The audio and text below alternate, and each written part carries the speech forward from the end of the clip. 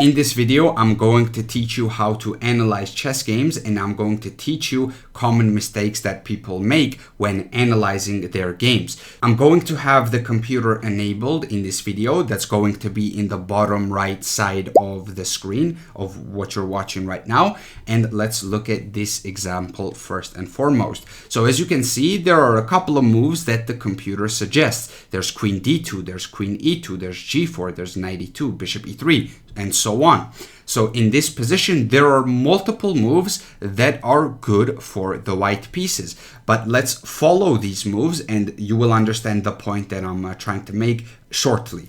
So let's look at the top computer move. What does the engine want with g4? We already have the h file open. Why would we want to play a move like g4? So when we play a move like g4, we're potentially threatening to go g5 and kick this knight. But even if our opponent moves the knight right away, what g4 does is that it clears the way for the queen.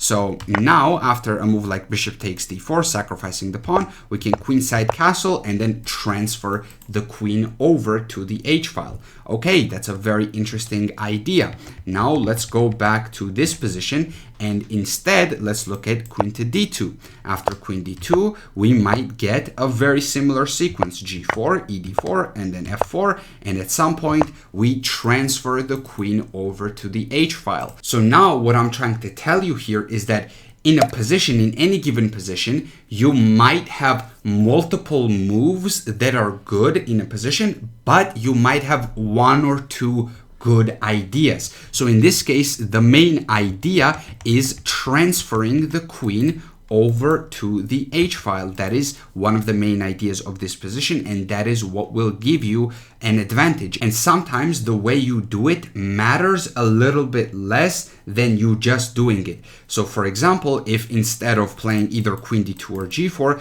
let's say you play knight to e2, this is also a very interesting move. It just develops the knight, protects the pawn on d4, but now you cannot transfer the queen this way. Even if you play g4, you cannot transfer the queen, the knight is in the way. However, in this case, the computer finds a very nice idea: king to f2, and then queen g1, and then queen h2. This is how the computer finds a way to transfer the queen over to the h file.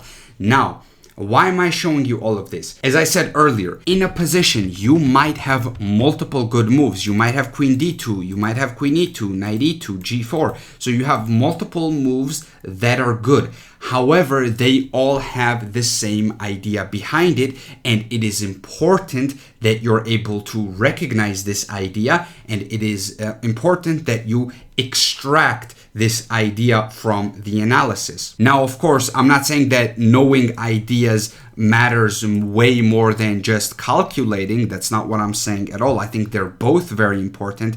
However, what I want you to understand is that ideas are sort of a guideline. Like, for example, if you know that you want to transfer the queen over to the h file in a position like this, then you're gonna start coming up with candidate moves such as queen d2 and then g4 and then queen h2, and you're going to be able to come up with plans easily compared to if you don't understand the ideas. So this is something that you should always look for in your games and whenever you're analyzing your games. Now, there's another thing that I want to mention, and that is to not trust the game review entirely. Well, I should clarify what I mean by that. When I say don't trust the game review or the computer analysis feature on Lichess, they have different names on different websites. What I mean by that is that even though they might be right objectively, there's a lot more nuance to it. And that's why I'm always going to advocate for asking higher rated players for advice and maybe asking a coach or something like that, what the plans are in the position, what are the ideas. So now, why am I saying all of that? The reason why I'm saying all of that is because sometimes you might have a good idea, but it might be a bad time to execute it. For example, in this position, c5 is a very bad move. The reason why c5 is a very bad move is because you're striking in the center while your king is still in the center, and you're going to run into issues because you're gonna lose this pawn. And if you try to take back this pawn, or if you try to keep this pawn, what will happen is that white will play queen b5, white will play knight e5, and the game is over. You're going to lose the knight and you're going to lose this game. So going back, c5 is a very bad move in this position. However, if we go forward with the game, if we see a couple of moves, if we go a couple of moves ahead, now all of a sudden after a move like knight e5, let's say c5 becomes one of the top computer moves. If I go back, as you can see, c5 is the fourth best move according to the computer, and it is a very good move and it is a very good idea. But earlier it was a bad move because it was not the right time to play a move like c5. And this might seem obvious to a lot of higher rated players, but for a lot of beginners, they see that going back, c5 is a bad move and they just assume that c5 must be bad in all sorts of different positions, when that might not be the case. It might not be the right time to play it instead. So that is something that game review doesn't explain to you. You might have a good idea, but it might not be the right time to execute that idea. Now, on the other side of the spectrum, you might have a move that is bad positionally speaking, but because it gives you a tactical opportunity, a tactical shot, it is a very good move because of that. Now look at this position, for example. Let's say in this position black queenside castles and white plays a move like rook to d1, and you play a move like h6, a very natural move, attacking this bishop, trying to start an attack on the white king. And let's say white captures this knight on f6. This is, of course, a terrible move. The reason why it's a terrible move for white is because now you, first of all, you lose the bishop pair. You're trading the bishop for the knight for really no reason whatsoever. Secondly, you open up the g file, so you open up a line of attack towards your own king. And of course, this position now is advantageous for the black pieces because of the bishop pair, because of the ability to get to the white king, while white is going to struggle to get to the black king. Now, this move, bishop takes f6, is a very bad move positionally. But going back, what if instead of queenside castling, we played a different move order? We played h6 right away. Now, all of a sudden, even though this move is very, very bad positionally, this is still the best move. The reason why it's the best move is because there's bishop takes e6. So there is a tactical justification for a bad positional move. And this is what's called a dynamic advantage in chess. A dynamic advantage is a type of advantage that if you don't use it, you're gonna lose it. So in this case, if you don't play a move like bishop takes e6, your opportunity is going to be gone because black will simply queenside castle and get out of all the danger. So you have to play a move like bishop takes e6 in order to maintain your advantage. But in order to reach this line, you had to make this decision right here. You had to play a move that seemingly is a bad move positionally, but in reality it has a tactical justification. Now the computer though, and the game review or the computer analysis, once again, whichever name you want to call it, it's not going to be able to explain this to you. It's not going to be able to explain why this move is bad in some positions and why it's good right now. So once again, sometimes you just have to ask higher rated players because it's really difficult to understand some nuances if you are a beginner in order to figure out the nuances yourself. But this is another detail that you should keep in mind. Some moves may be bad positionally, but they might have a tactical justification. So whenever you are analyzing games, you should always watch out for this so you're able to take the right lessons from the right positions. Another very common mistake that people make when analyzing games is misunderstanding which moves are really good and which moves are bad. So for example, if you take a look at this position, the engine is going to tell you that queen takes b7 is the fifth best move, and if you take it, the evaluation is plus 1.8. However, I would never in a million years tell my students to play a move like queen takes b7. The reason why you don't want to play a move like queen takes b7 is because you get hit with rook to b8. Let's say queen a6 and then rook takes b2, and now all of a sudden you're still in the same position materially speaking before you took the pawn, because in reality you didn't win a pawn, this was just an exchange, but you allowed black to further activate his position. Now white is still better here. I'm not going to argue that white isn't better. However, this is not something that you want to do. Queen takes b7 is a very unsound and very unprincipled move. So I would never recommend for anybody to play this move, queen takes b7. I consider it to be a bigger mistake than the engine makes it out to be. Instead of that, the moves that I would recommend are either castle or maybe knight to g3 is also something you can consider. Rook d1, according to the computer, is the top move, protecting this pawn. But honestly, castles is a very natural move here.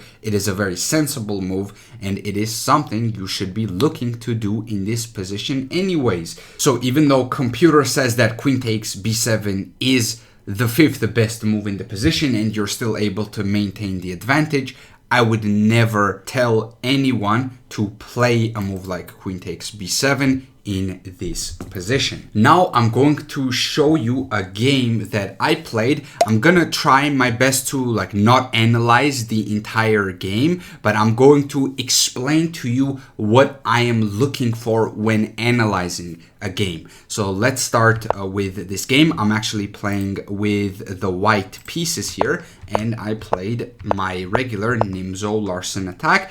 And I was feeling adventurous, so I played a double fianchetto line. This bishop goes to g2, this bishop goes to b2. And my opponent played a move like g6. Now, game review calls this an inaccuracy because it wants something else. It wants d5 instead.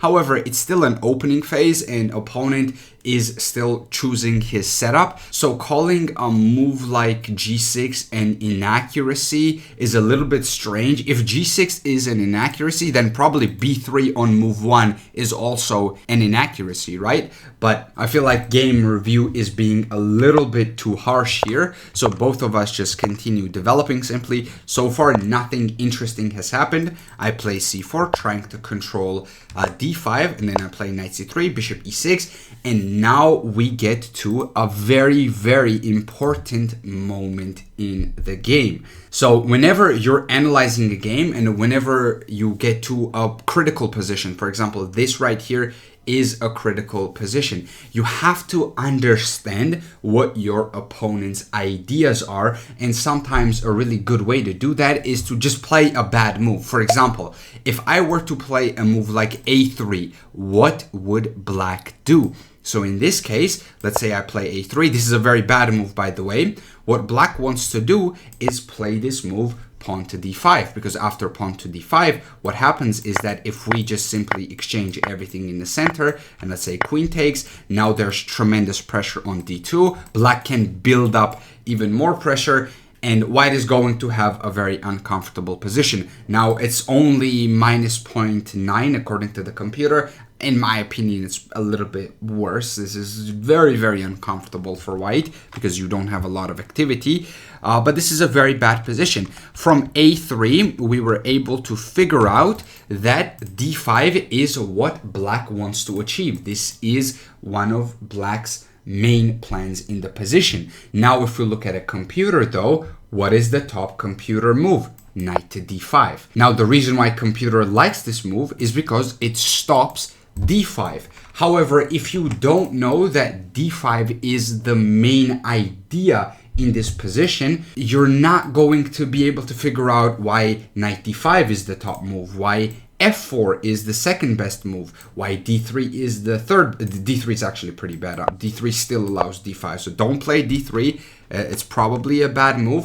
Rook c1 is probably a little bit better because after d5, there are some lines here where this pawn is hanging. So bishop d5, for example, there's rook c5. So black might have to play b6, and then you still have to play knight d5 anyways. But what I'm trying to say here is that the main plans of the position revolve around d5. So if you get to a position where you don't understand what to do, for example here, you don't understand why knight d5 is the best move, you don't understand why f4 is the second best move. Similarly to knight d5, it discourages d5 by black. And a very easy method to identify is, as I said, to play a bad move, because sometimes playing a move like a3 helps you understand why this is so good. And even playing a move like d3, which is more natural, it's still a very passive move. But now, as you can see, after this exchange in the center, this pawn is very, very weak. It's not lost yet for the white pieces, but black has a clear target, and black is going to build up tremendous pressure against this pawn on d3. So this is why knight to d5 is a good move in this position. That's why it's the best move, because the main idea for black is to play this move d5. And that is something that you should always keep an eye out on in these types of positions where you don't understand why a certain move is good. Basically, this method will help you identify that. Okay, now let's move on. In the game, I was able to figure that out. I played knight to d5. Opponent went rook to b8, trying to go b5, trying to undermine this knight. And I went d4 here in this position, which was an inaccuracy. And now in this case, there's one line that's good for black. As you can see, e takes d4 is the only move that keeps the advantage for black. And after e takes d4, there's knight to f5. A very simple move, very poor miss by me. I did miss this, and I'm gonna lose this pawn because I can't take, because I lose my bishop on b2. So that would be very, very bad. That would be even worse. But my opponent also misses that. And, oh, sorry, no, he doesn't miss that. He goes e takes d4. He misses knight f5, though. So he goes for a different idea here. Instead of going knight f5 right away, he takes on d5. So he had a different idea in mind. And the reason why this is an inaccuracy is because it doesn't punish my mistake. So knight f5 was the best move here, but because my opponent played this move, after c takes d5, this knight has to move, and now he cannot build up as good of a pressure on this pawn on d4. So he missed the opportunity, and that's why the move bishop takes d5 is an inaccuracy. So knight to b4 played by my opponent. The best thing for him to do was to take on d4. And this looks like a very natural move because it attacks the pawn on d5. Actually, my opponent is winning this pawn by force because I can't defend it so easily. If I go knight f4, which is again an inaccuracy, which is what I did in the game, opponent goes knight f5 once again, building up more pressure on d4. I went back, and now my opponent went back as well. So we're both sort of missing opportunities here, and that's why all of these moves are inaccuracies. So we have opportunities we're not able to capitalize, but once he goes back, now I was able to find the best move, which is queen to d2, and from here my opponent takes on d5. And what he missed here was that after this exchange, he cannot take back the pawn on c5. So in his calculation, he thought that he would be able to take this pawn. If he takes this pawn, he actually loses the knight, because after rook to d1, there's no way to defend the knight here, because if you move the queen, of course, you just simply takes, so you lose the knight.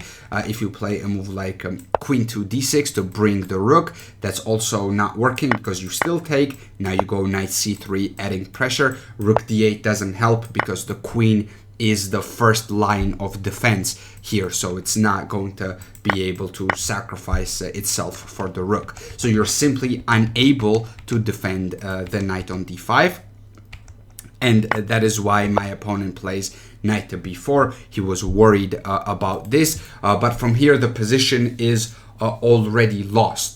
All right, because my opponent missed so many opportunities. I went rook to d1, I went knight f4, building up more pressure. And here, as you can see, all the top moves are going to be, well, for white, I mean, are going to be about pressuring this pawn. So queen c7, let's say, I go a3, removing the defender of d5, also defending the pawn on c5 first.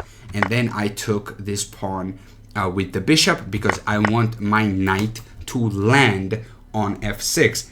And in this case, my opponent correctly sacrificed an exchange. And from here, I was able to convert this position. I'm not going to analyze all the details.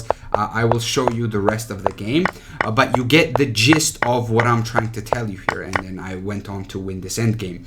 The thing is that you want to be looking for ideas and you want to be looking for resources for your opponent. And this moment where I went knight d5, when you have a situation like this where you have like the first two moves of the computer are in the pluses and the other moves are completely equal or in the minuses, that should give you a hint that there is a specific idea that you need to go for. Because if you think about it logically, a move like knight to d5 keeps a very minuscule advantage for the white pieces. But a move like d3 does the opposite. It keeps the minuscule advantage for the black pieces. That means that it sort of changes the direction of the game, and that matters a lot, because if you are in the minuses, that means you have some sort of pressure, and in this case that pressure is on this pawn on d3 in a lot of lines. So ideas like these are things that you have to look out for, and these are the type of ideas that you want to extract from your analysis.